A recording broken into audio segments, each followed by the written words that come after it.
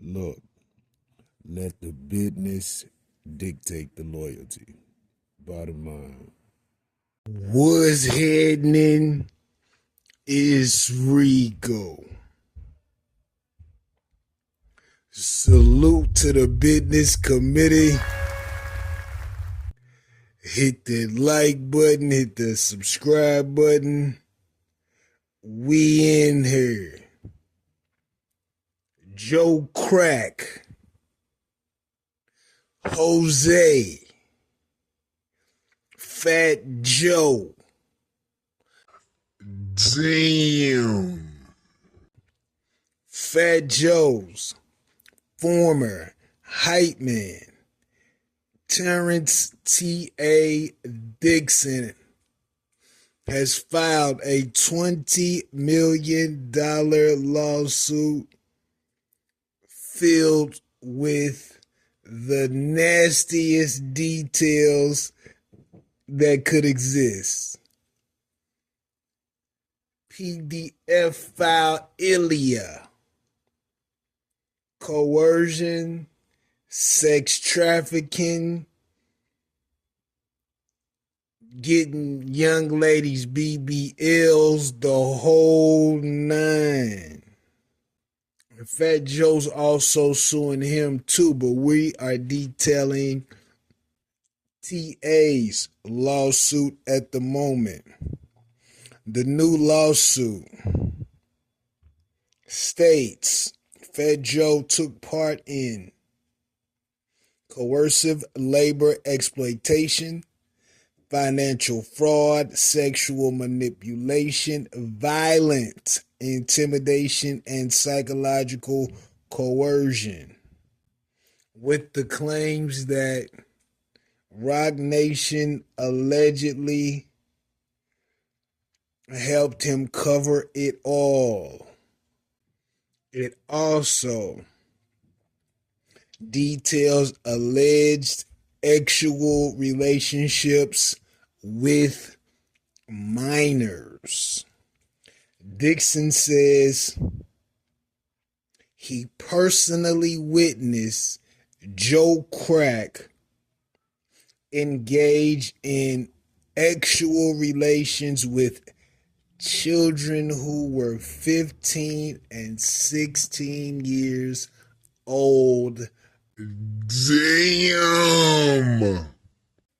The suit mentions 3 JDs, Jane Does, and alleged Joe would do things like pay bills, give cash, clothes in exchange for sloral sex. This was from allegedly a 16-year-old Dominican girl. It also accuses Crack of having relations with a 15-year-old overseas, flying her to the States on multiple occasions. This is the young lady I assume he paid for her BBL because her body wasn't, quote unquote, fully formed. He also had a young lady that he was flying in and out of town and put her up in the condo near where he lives. Dixon's lawyer, Tyrone Blackburn, and you've heard of this gentleman. He's had a few lawsuits, and he allegedly puts pressure on people to get them to settle before the case makes it to court. Now, what he has, well, who knows? But the lawsuit is filed. Dixon claims he was also forced to participate in 4,000 SMEX acts and humiliating situations, including acts performed under duress and surveillance, accompanied by threats of abandonment in foreign countries. To simplify that, he's stating that Joe Crack said, hey, listen, I need you to do this, get down. I don't know how you're getting back home type deal. Damn. He said he only participated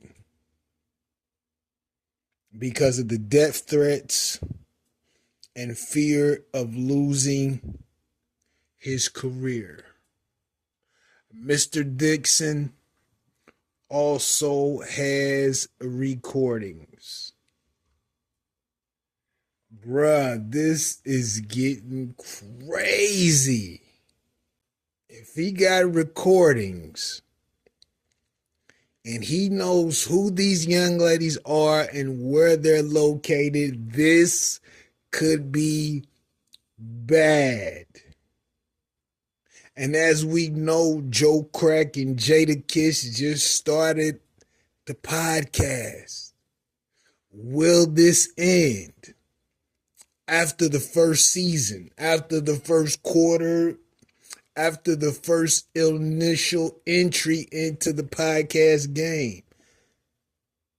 These allegations are nasty work. And we got to say that Joe Crack is innocent until proven guilty, but if he's his former hype man, I'm sure he's witnessed some things now to the degree that he states, who knows? But it's something to consider coming from someone who was that close, I guess. Who knows? But I could be wrong. I could be wrong. And let me know what you think about this in the comments. Rico, what the business is. 100.